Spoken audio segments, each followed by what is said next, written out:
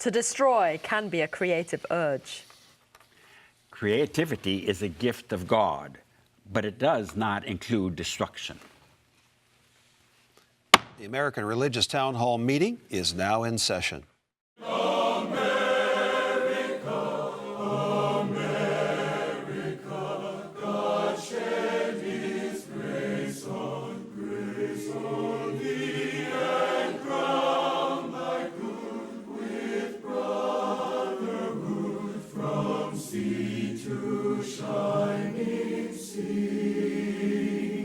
Welcome, friends, to the American Religious Town Hall meeting, where the discussion of religious, political, and social issues is meant to promote the cause of religious freedom and to help us better understand each other.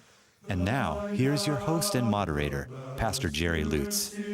I am delighted you have joined us for today's program. As you heard in the opening statements, it's going to be another interesting one. Call your friends and tell them to tune in because the town hall is about to begin. Before we begin the discussion, however, I'd like for you to meet the panelists. I'm going to ask that they tell us their names and a little bit about what they do. Let's begin with the gentleman to my right. I am Bishop Michael Olson, and I serve as the Bishop of the Roman Catholic Diocese of Fort Worth, Texas. My name is Andrea Luxton. I'm president of Andrews University in Berrien Springs, Michigan, which is affiliated with the Seventh-day Adventist Church. My name is John L. Peterson. I am a canon in the Diocese of Washington, and I'm canonically resident in that diocese. I'm Tom Plumley. I'm the senior minister at First Christian Church, Fort Worth, Texas. We're a part of the Christian Church Disciples of Christ. Hi, I'm Carl Trovall. I'm the Richard J. Dinda Professor of Lutheran Identity and Mission at Concordia University in Austin, Texas. And my name is Mel Robeck.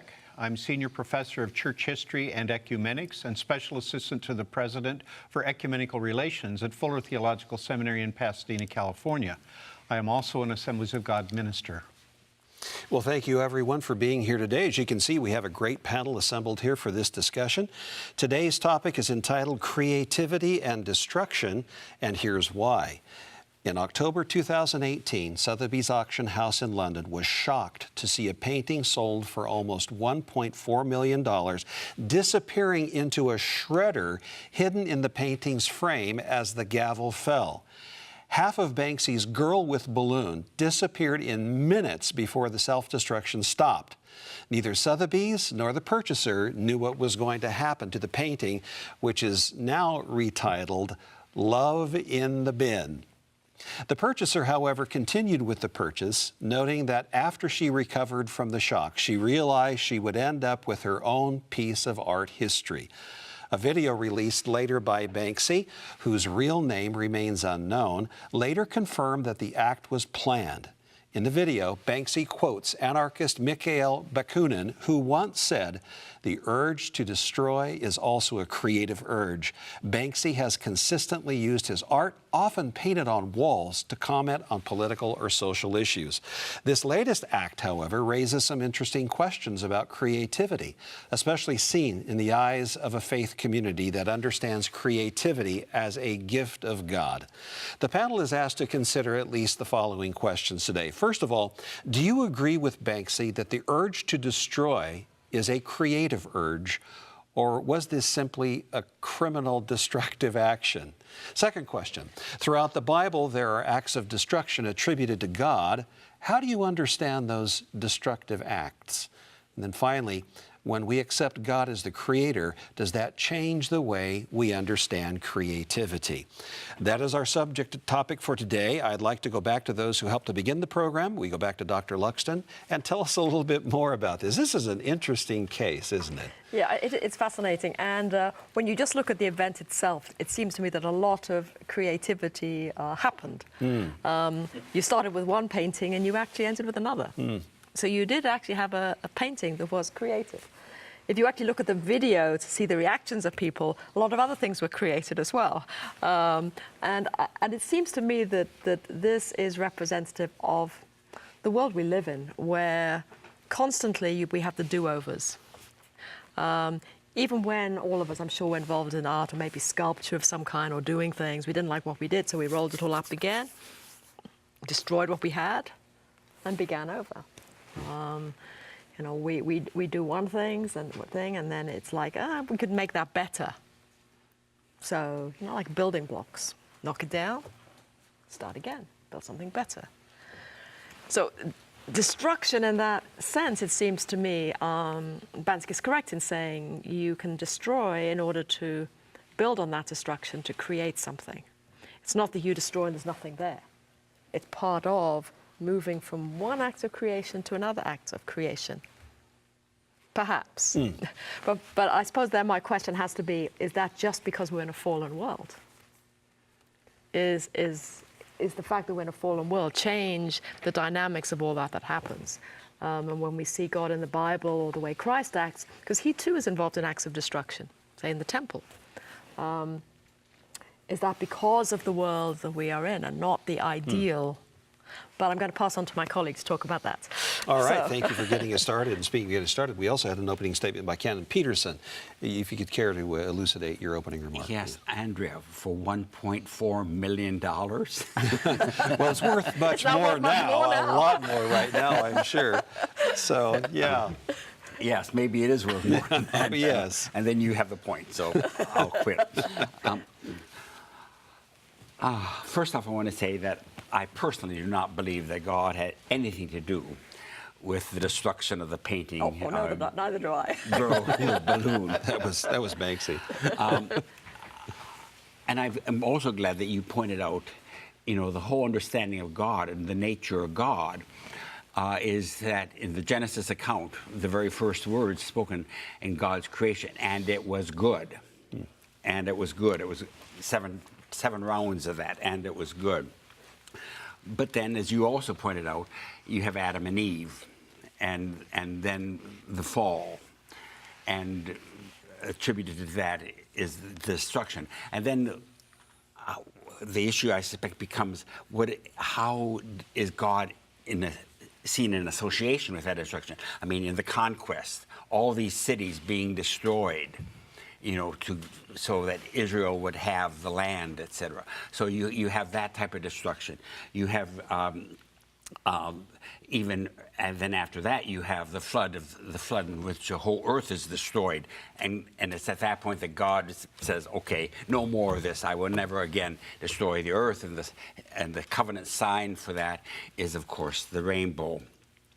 You also have, of course, as you mentioned in the New Testament, you have 2 or 3 examples of destruction, not as many as you have in the Hebrew scriptures of destruction, but you do have certainly the temporal experience, and the worst of all is the crucifixion, that whole scene, this whole scenario.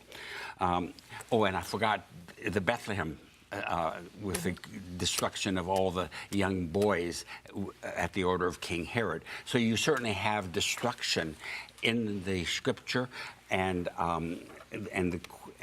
how then does that all relate to God and the creativity of God?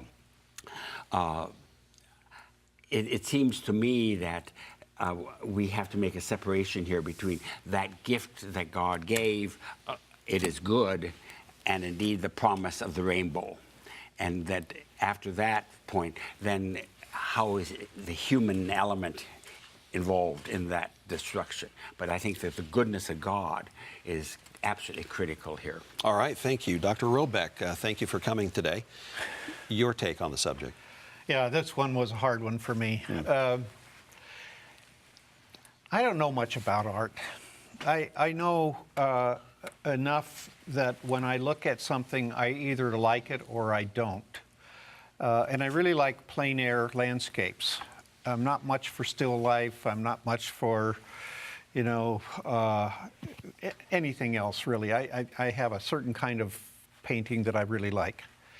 But when I saw this happen, I thought, wow, what a absolute waste. You know, it might have gone from 1.4 million to 4.1. I don't know. To me, it was a waste. To me, it was not a new painting. It was junk. Okay? And when I think about that, and to have this idea related to a new kind of, or a new form of creativity, I can't do that. It seems to me that God's in the business of creation. He's the only one in the business of creation. He's the only one who has simply spoken the word and things come into being. He has created. We don't have that ability. We have the ability to copy. We have the ability to remake things, as you suggest. And there are good reasons for that. But we aren't selling those pieces of junk for the most part that have gotten sold here. You know, when I think about what John had to say about Israel and so forth, you know, there's part of me that wants to say, yeah, but the fall, for me, really is the response to destruction. That's where destruction comes from. And if God orders destruction, such as he did in some of the early villages around Israel, Palestine, there is a purpose for that. And the purpose is not ultimately destruction. The purpose is ultimately preserving what God wants in terms of God's plan. Okay? It's a creative urge that says, in order to make room for this, we have to destroy that. And that's a very different way of looking, for me, a very different way of looking at what's creative and what's destructive. That destruction ultimately leads to something, perhaps like a purgation, you know, that we have to go through in order to be purified in the end. But it seems to me that only God creates that this was not this was not something that God would have said, it is good. All right.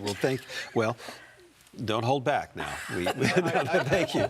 You know. Well, thank you so much. And Bishop Olson, then we'll come over to Reverend Plumley. Bishop Olson, your take on the subject.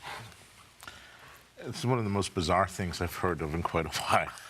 I don't see this as destructive by the very fact that his plan was to create something or make a piece of art. Really, I think something more than a piece of art, something to be sold. And the quote underscores the fact that this is more about an ideology than it is about any of the transcendentals of art. It became more worthwhile, at least something that could be marketed or sold, got some attention, and pushed something. But as far as uplifting to beauty or even challenging through depicting violence in its form to change or anything else, I don't see it. And the fact that the piece of art changed its name doesn't say it was destroyed. I mean, it was changed. It means it was finally created. So what's destructive about that? It's just a different type of mimesis. I don't understand it. I mean, you know, it got some good press. But like they say, beauty is in the eye of the beholder. Ugly people say that. Well, there you go. Yeah. Okay. So, Reverend Plumley, what is it? Oh, I really disagree. This is a great example of humanity as co-creators with God. I think Scripture presents us as co-creative with God. Whether you call it remaking or purgating or purging or that's a form of recreating the world that we live in. This painting was of this piece of art was of a little girl holding, and it's all in black and white, except a heart-shaped balloon that is red that she is holding. We have seen this before in a lot of different places. Okay, and the art critics were thinking this is a poem about or this is a piece of art about a sadness as this girl is giving up her something, you know, maybe her love or something like that. But then later art critics came along and said, no, this is symbolizing the way children have to, at some point in their life, give up their innocence. They have to, and it perhaps is even symbolic of giving up her hopes and giving up her dreams as she grows older and faces reality. The self-destructiveness then that went on at the auction fits in with that with the whole scheme that the artist is trying to talk about there, about giving up parts of our old selves and realizing that we are a new creation. In each day, in each year of our lives, we are new. And that's, theologically, that's terribly powerful. All right, thank you, Dr. Troval. Are you buying this? I mean, not to say that it's not worth buying. I am, but I think, first of all, you have to put Banksy in context. I'm actually a Banksy fan. I love trying to search out his artwork, and I had a wonderful whole afternoon spent trying to find a Banksy in New Orleans, and finally found it. So the girl with the umbrella. So this is what makes this very interesting. But honestly, he's a social critic. He does painting that's public, not to be privately sold. I mean, there are things that are privately sold, clearly. But here's exactly the point. And as far as obviously, it's art, so it's your interpretation. But because he's a social critic, I do think that he's also stiffing the whole art world, saying, what makes art that would be this valuable? You are so foolish to even pay this amount of money for what I'm making. Because what's important is the communication, not the value of it. And the whole point of The Destruction is precisely a critique of modern capitalism and how far we've fallen in the fact that we attribute so much value to something that comes out of the human soul, that shouldn't be sold. That's what I think it's about. Whoa.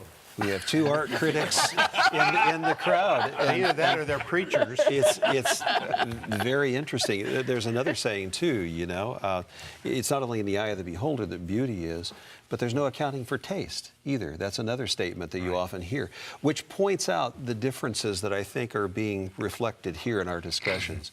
There are some who get it, and they get it deeply, and there are others who don't, and then there is what the artist meant.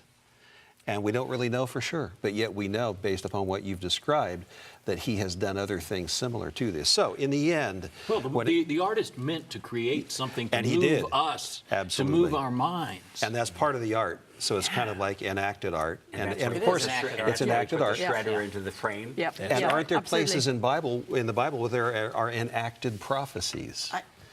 I just think that this is over-theologized. We're taking it way too seriously. Yeah. I mean, it's serious, but I think this is Bansky just the wrong analogy, completely. I think Bishop Bansky Olson. would think we've over-theologized Yeah. it as well. But I mean, that's precisely... anyway, we'll save it for So those who are not theologians would see it completely differently. They'd see it from a completely different perspective. And maybe that's part of the artistic expression. It stimulates discussions like this. And Dr. Luxton, you want to add? Yeah, no, I think this has been an excellent conversation because I don't think this is about money either. I really do think Banksy is a social commentator. He digs deep into what he thinks is going on in society, and he reacts and he responds. And so I think from a theological perspective, I mean, my perspective is that I do think creativity of an artist and so on, even if they're not coming from a Christian frame, I think is a gift from God. I really do think it is. I think it is a way that individuals have a capacity to explore things that are critical about humanity and the way we live and the way we do things. And I think really that is what this is about. And so in that sense, the destruction here is a small part of the creativity that surrounds it. So that's why when it comes to God, I would actually agree completely with John that I think God is about creativity, creation, not destruction. But I think this is something different going on here. All right, thank you, Reverend Plumley. You wanted to add? Yeah, just a real quick point about the second question that you asked us about Bible stories in which God appears to be the destroyer.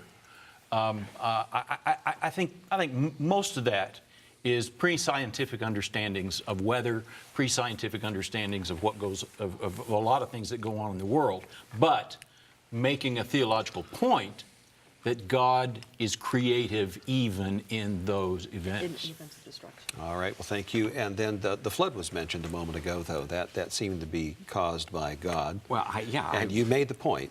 But I want to raise a whole issue, which is not going to be resolved here.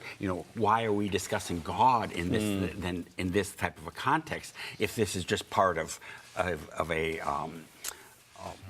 painting exercise? Or, I'm not expressing myself well. But I would also like to say to Mel, particularly when he was speaking about the conquest and the destruction of the cities.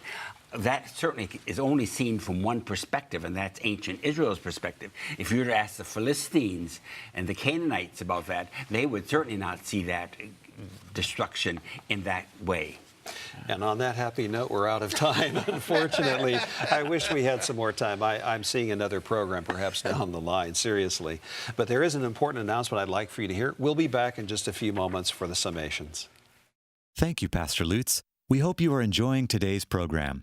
If you would like to learn more about the American Religious Town Hall, please visit our website at americanreligious.org. That's americanreligious.org.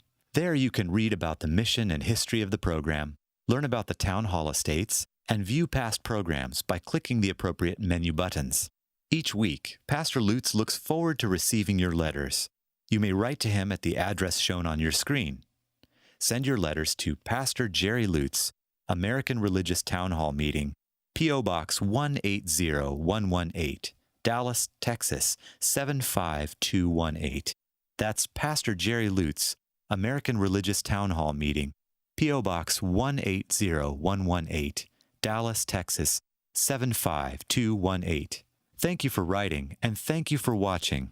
And now, back to you, Pastor Lutz, and today's closing statements.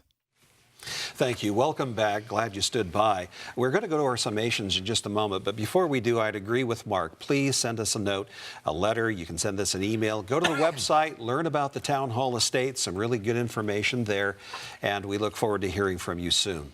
Now let's go to our summations. Let's begin with Bishop Olson. You're first. Well, I think that that art, the question of how we understand art, is really at the heart of this. Is art something that we enjoy for its own sake, that depicts beauty individually interpreted, or is art used as a means for some other alternative, like philosophy, when it becomes an ideology? And I think really therein lies the question and the difference. All right, thank you very much. Kenneth Peterson. Yes, I appreciated Andrea when she started being nuanced in what do you mean by destruction or to destroy. I think that that's a key issue here. For this type of for this painting, Banksky's painting, you know, that's one thing. But I would also want to say is I'm really glad that there was not a shredder in one of the great classics that went up in the Louvre. Well, thank you. And then Dr. the whole art world thanks you for that. Dr. Choval, your summation, please. Art is a form of communication, and artists are notoriously resistant to explain what it means because they want you to have your own experience with that particular piece of whatever's happening. And clearly, from today's show, we all had a wide variety of experiences that I think can be pursued on all kinds of interesting theological, philosophical, historical levels. And I think that he's precisely accomplished his purpose in doing exactly what he did. And I just want to commend him for doing it.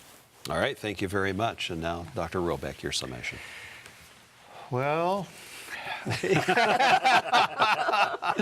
let's go back to the Philistines just for a minute. You know, but my sense is that the Philistines have no business complaining, and neither do the Israelites, because God makes up his mind and God says, this is the way I have done. Why does God choose this people who are not a people and make them a people? Why? Why?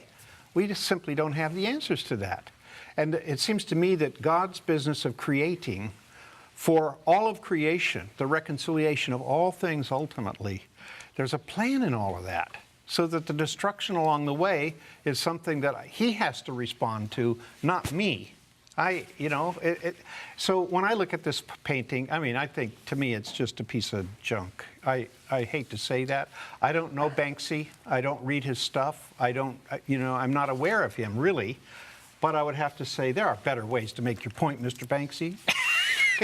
All right. Thank you. And Reverend Plumley, your summation, please.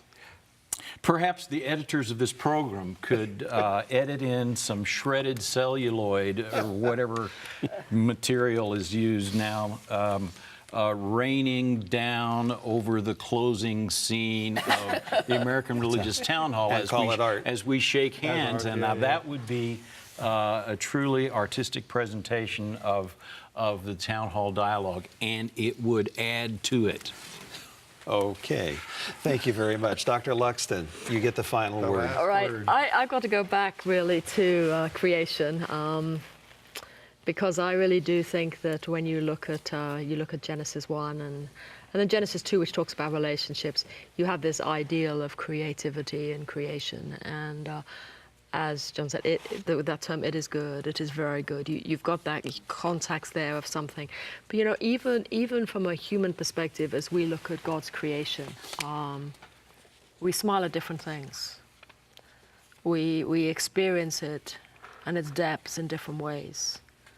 And that, to me, is the power of what creativity is. And you know, there's some artists I like, there's some I don't like. Banksy intrigues me. I won't say I love him, but he really intrigues me, because I think that the gift that an artist has, the gift of a poet, the gift of all of these things, I think they are gifts that God gives humanity. And the way we represent it is just a microcosm and you know, of what God's creativity truly is. Had there not been a fall, would we have a Banksy? I think the issues, I think that the things would be different, situations would be different. So probably not. Yeah, I don't know that you would have quite those destructive elements within creativity without the fall. But I'm not sure that you can completely separate the two, because I think, to me, creativity starts with God. Creation starts with God. And everything else that comes from there is just a further expansion and exploration of what that is all about. I pick up, look at art or pick up a poem, and I don't have to agree with it, but I find its insights and capacity to explore things are really, really important. All right, thank you. This has been a very insightful discussion. We hope you've enjoyed this today. It takes many different perspectives, many different opinions, and many different tastes to come to a program like this with this particular subject that we've been dealing with. Art truly is a very subjective means of expressing oneself. And in some ways, the town hall is an artistic expression, because each of us brings his own or her own perspective and point of view, and is able to express that in this forum, is in some ways some kind of creative expression. So thank you for being here today and for your contributions. The Charter of the American Religious Town Hall provides that Roman Catholics, Protestants, Jews, educators, and others may appear on this program and can declare their beliefs without hesitancy. And the rest of the members of the panel will uphold and guarantee that American right to all who will appear, irrespective of race or creed, so that the rest of the world can see that here in America we believe in civil and religious freedom, not only in theory, but in reality. And so now, friends, until next week at the same time and over the very same channel, the American Religious Town Hall meeting stands adjourned. And may the God of all of us bless all of you.